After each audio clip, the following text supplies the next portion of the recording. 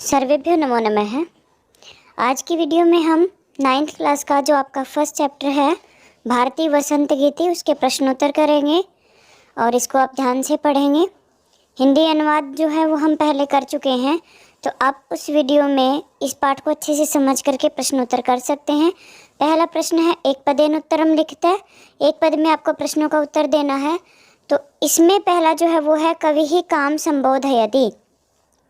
कवि जो है वो किसको संबोधित करता है? संबोधित करने का मतलब क्या है कि बार बार पाठ में कवि किसका नाम लेकर के बात बोल रहा है, मतलब संबोधन करना होता है किसी को पुकारना एक तरह से। तो कवि जो है वो इसमें वाणी को पुकार रहा है, संबोधित कर रहा है। तो आपका उत्तर होगा वाणी। अगला प्रश्न है कवि ही वाणीम का वादयितुम प्रार्थयति। कवि जो है वाणी से क्या बजाने की प्रार्थना करता है? तो कवि वाणी को क्या कहता है? वीणा बजाने के लिए कहता है। तो उत्तर होगा वीणाम। अगला प्रश्न है कीदृशीम वीणाम निनादयितुम प्रार्थयति।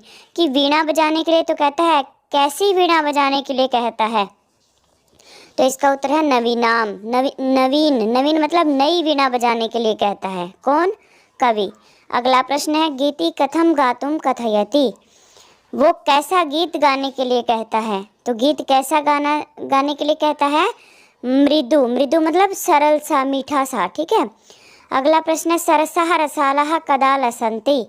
जो मीठे मीठे आम होते हैं, रसीले आम होते हैं, वो कब शोभा देते हैं? तो वो कब आते हैं? वो वसंत ऋतु में आते हैं। तो इसका उत्तर होगा वसंते। अगला प्रश्न है अधोलिखितानां प्रश्नानाम् उत्तराणि संस्कृत भाषया लिखित है। नीचे लिखे हुए प्रश्नों के उत्तर संस्कृत भाषा में लिखो। और आपको ये जो प्रश्नों के उत्तर है ये पूरे वाक्य में उत्तर लिखने हैं। 4 प्रश्न यहाँ पे हैं। तो पहला कवि ही वाणीम किम कथयति। कवि वाणी को क्या कहता है? तो कवि वाणी को क्या कहता है? कवि कहता है कि तुम वीणा को बजाओ।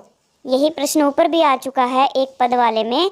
तो आपको क्या करना है, किम की जगह पे जो बजाने के लिए कहता है वो लिख दो और पूरा वाक्य आगे पीछे का यूं का यूं। कवि ही वाणीम, यूं का यूं लिखो। कवि ही वाणीम किम जो है उसकी जगह पे लिखो वीणाम निनादेतुम, वीणा बजाने के लिए। और कथयति यूं का यूं लिख दो।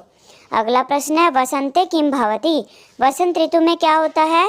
तो वसंत ऋतु में अभी अभी हमने पढ़ा था कि जो आम के पेड़ हैं उन पे पीली पीली मंजरी आ जाती है, मतलब जो बोर जिसको बोलते हैं वो आ जाती है।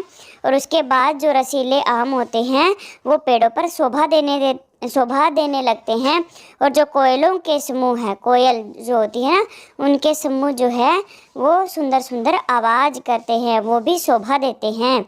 तो उत्तर होगा इसका वसंते मधुर मंजरी पिंजरी भूतमालाः सरसः रसालः लसन्ति एवं ललित कोकिला काकलीनां कलापः शोभन्ते। अगला प्रश्न है सलीलम तव वीणाम आकर्ण्य कथम उच्चलेत। कि जो पानी है वो तुम्हारी वीणा को सुन करके किस प्रकार उछले। तो किस प्रकार उछलेगा? अच्छे, मतलब वो क्रीड़ा करता हुआ, मतलब खेलता हुआ। क्रीड़ा किसको कहते हैं? खेलना एक तरह से, लीला करता हुआ। ठीक है। लीला करना भी उसी को कहते हैं, खेलता। जैसे कहते हैं कि कान्हा ने बड़ी लीलाएं रचाई हैं। ठीक है। तो इसका उत्तर होगा सलीलम तव वीणाम आकर्ण्य सलीलम उच्चलेत। कि क्रीड़ा के साथ, लीला के साथ आप उछलो। ठीक है। लीलाएं करते हुए। पानी उछलता तो अच्छा लगता है, बाढ़ ना हो तो। अगला प्रश्न है कवि ही भगवती भारतीं कस्याः तीरे मधुमाधवीनां नतां पंक्तिम अवलोक्य वीणाम वादयितुम कथयति। कवि जो है भगवती भारती को किसके तट पर मधुमाधवीनां नतां, मतलब माधवी के पंक्तियों को झुके हुए देखकर वीणा बजाने के लिए कहता है। तो कवि किसके तट पे कहता है? यमुना के तट पे कहता है। और यमुना के लिए इस पाठ में क्या शब्द आया था? कलिंद आत्मजायाः।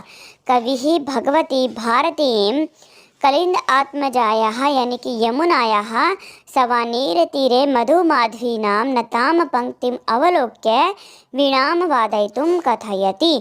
अगले प्रश्न में आपको क्या करना है? पर्यायवाची हैं 2 हैं कै स्तंभ और ख स्तंभ में, और आपको पर्यायवाची जो है वो चुन करके एक दूसरे के सामने लिखने हैं। तो पहला शब्द है आपका सरस्वती। इसके लिए मैं सीधा ही बताती हुई चलती हूँ। और सरस्वती के लिए आप ख स्तंभ में से चुनेंगे वाणी। वाणी के लिए सरस्वती शब्द इस्तेमाल होता है।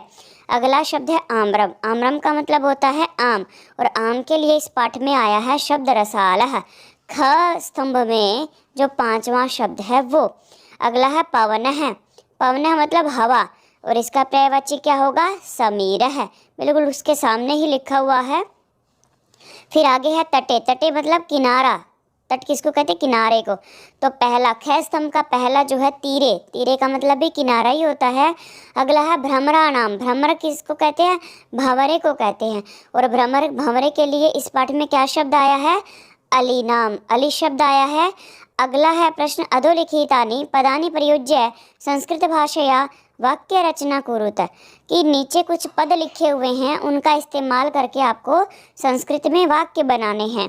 तो पहला शब्द है आपका निनादय। निनादय का मीनिंग होता है बजाओ। तो आप मतलब इसी पाठ में से वाक्य उठा करके बना दो कि हे वाणी तुम स्ववीणाम निनादय। हे वाणी तुम अपनी वीणा को बजाओ। ये वाक्य हमने बना दिया यहाँ पे। अगला प्रश्न है मंद मंदम। मंद मंदम का अर्थ क्या होता है? धीरे धीरे। तत्र मंद मंदम पवनः भावति, कि वहाँ पे धीरे धीरे पवन बहती है। अगला है मारुत है। मारुत का अर्थ क्या होता है? हवा। आप जो मंद मंदम के लिए आपने वाक्य बनाया, वही यहाँ पे मारुतः के लिए भी आप बना सकते हो कि तत्र मंद मंदम पवनः की जगह पे लिख दो मारुतः। तत्र मंद मंदम मारुतः वहति। ठीक है, सेम ही वाक्य यहाँ पे बना सकते हो आप, कोई दिक्कत नहीं है। पवन की जगह पे मारुतः शब्द लिख दो। अगला है सलिलम, और एक और वाक्य भी बना सकते हो, पर्वतेषु अहर्निशम मारुतः प्रवहति। आगे है सलिलम। सलिलम मतलब सलिलम मतलब पानी। यहाँ पे सलील जो शब्द है वो पानी के लिए आया है। अगर यहीं पे बड़ी ई की मात्रा होती लय पे, तो वो शब्द हमने थोड़ी देर पहले बताया था, वो हो जाता लीला के साथ, यानी कि क्रीड़ा करते हुए, खेलते हुए। ठीक है, तो इसका आप बनाओगे सलील मतलब पानी। यहाँ पे पानी के लिए आया है, तो जलस्य पर्याय सलिलम अपि भवति, ये लिख सकते हो। आपके जल का पर्यायवाची सलील होता है, पानी होता है, सलील शब्द होता है ना। सुमन है। सुमन है मतलब यहाँ पे सुमन जो शब्द है वो किसके लिए आया है? सुमन फूल को भी कहते हैं। ठीक है, तो आप यहाँ पे लिख सकते हो सुमन सुंदर भवति। ठीक है, तो आप यहाँ पे ऐसा लिख सकते हो। अगला प्रश्न है आपका प्रथम श्लोकस्य आशयम हिंदी भाषया आंग्ल भाषया वा लिखत, कि पहले श्लोक का जो अर्थ है उसको आपको हिंदी भाषा में या अंग्रेजी भाषा में आपको यहाँ पे ये जो पहला श्लोक है उसका अर्थ लिखना है। तो पहले आप क्या करेंगे? जो पहला श्लोक है उसको ध्यान से आप पढ़ेंगे। तो पहला श्लोक यहाँ पे लिखा हुआ है, निनादय नवीनाम अय वाणी वीणाम मृदुम गाय गीतिम ललित नीतिलीनाम मधुर मंजरी पिंजरी भूतमालः वसंते लसंती है सरसा रसालः कलापः ललित कोकिला काकलीनाम निनादय नवीनाम अय वाणी वीणाम।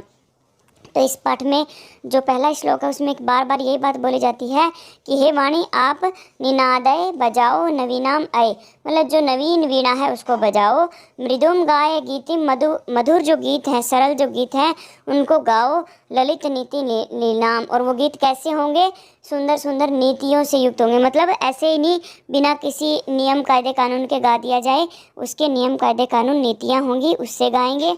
और मधुर मंजरी पिंजरी भूतमाला, की मीठी मीठी मंजरी से मतलब जो बोर होती है उससे पीली हुई, माला मतलब पंक्तियाँ, भूत मतलब हुई, वसंते वसंत में लसंती ईह, लसंती शोभा देती है, ईह यहाँ सरसा रसालहा और रस से भरे हुए आम, कि मतलब जो वसंत ऋतु आ जाती है तो जो आम के पेड़ होते हैं उन पे पीली पीली मंजरी आ जाती है, और उस मंजरी से उसकी पंक्तियाँ जो है वो बहुत सुंदर लगती हैं।